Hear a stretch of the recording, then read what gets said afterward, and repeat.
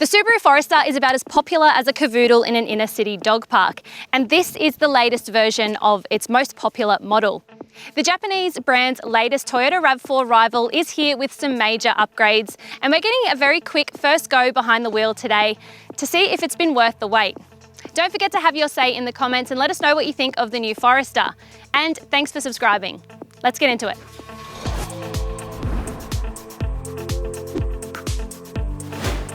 The all-new Forester is almost on sale in Australia, due in local showrooms in just a few months with a fresh look, new hybrid system, more safety gear and improved tech.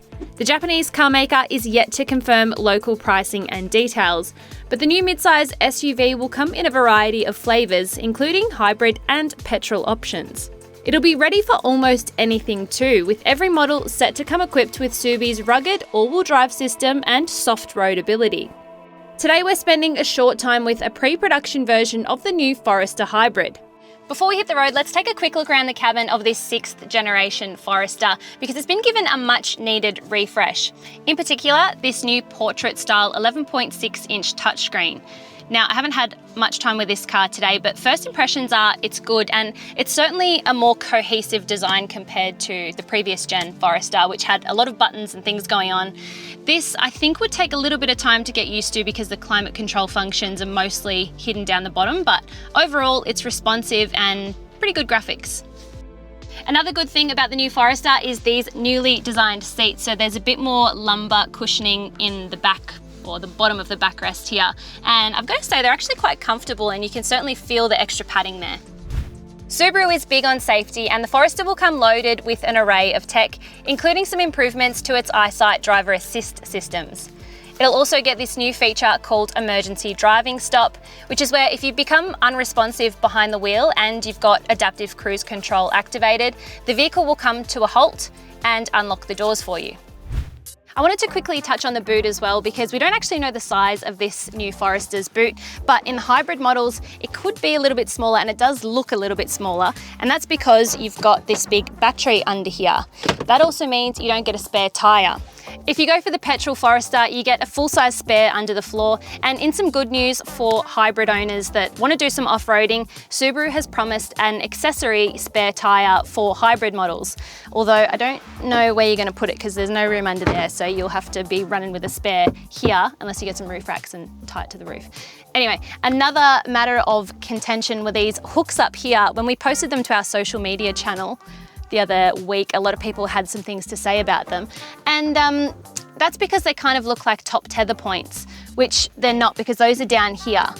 So it's worth noting these are not top tethers, they are shopping bag hooks. But my next question is, if you have a shopping bag and you hang it from here, there is a 3 kilo load limit on there. Who is hanging their shopping from the roof like that? That's just weird. One of the major changes to the new Subaru Forester Hybrid is its upsized boxer engine. So the last generation got a 2-litre 4-cylinder petrol engine, and now this one gets a bigger 2.5-litre engine, and that's mated to Toyota-sourced battery and electrical components. One of the big differences between this car and its rivals like the RAV4 Hybrid and the Nissan X-Trail e-Power is that this has a mechanical all-wheel drive system, which Subaru claims is much better for off-roading and distributing torque when you're off-roading, doing some more tricky driving. It's just a better system than having an electric motor at the rear, which is what Subaru claims.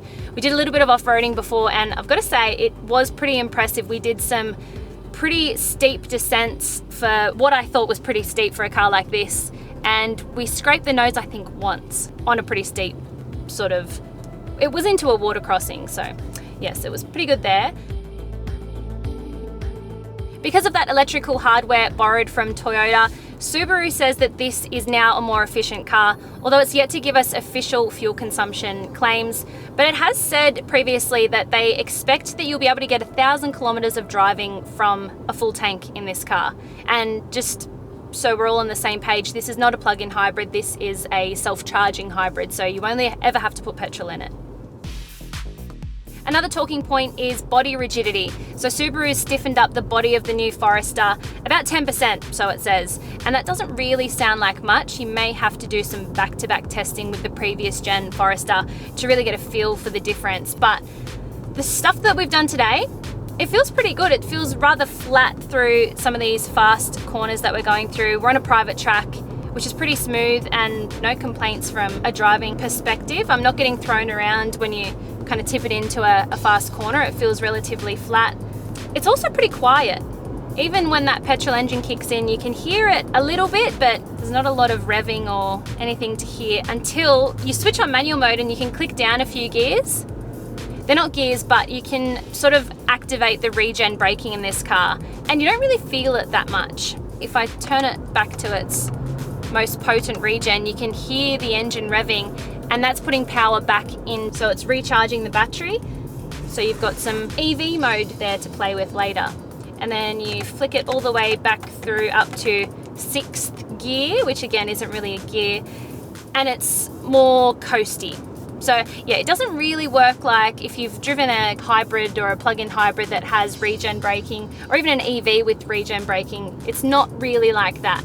You can't feel it as potent as you can with those cars, but it's there to recharge the battery.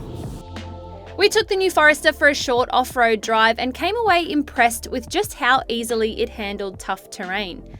Moments of wheel slip were quickly gathered up by switching to some of the handy terrain-specific X drive modes on offer. Meanwhile, 220mm of ground clearance made light work of steep ascents, and only once did we graze the Forester's undercarriage. So that's the all-new Subaru Forester in a nutshell. We'll save our official verdict for when we've spent a bit more time with the car. Thanks for watching. Don't forget to hit like if you enjoyed this video and subscribe to the Car Sales channel, and we'll see you on the next one.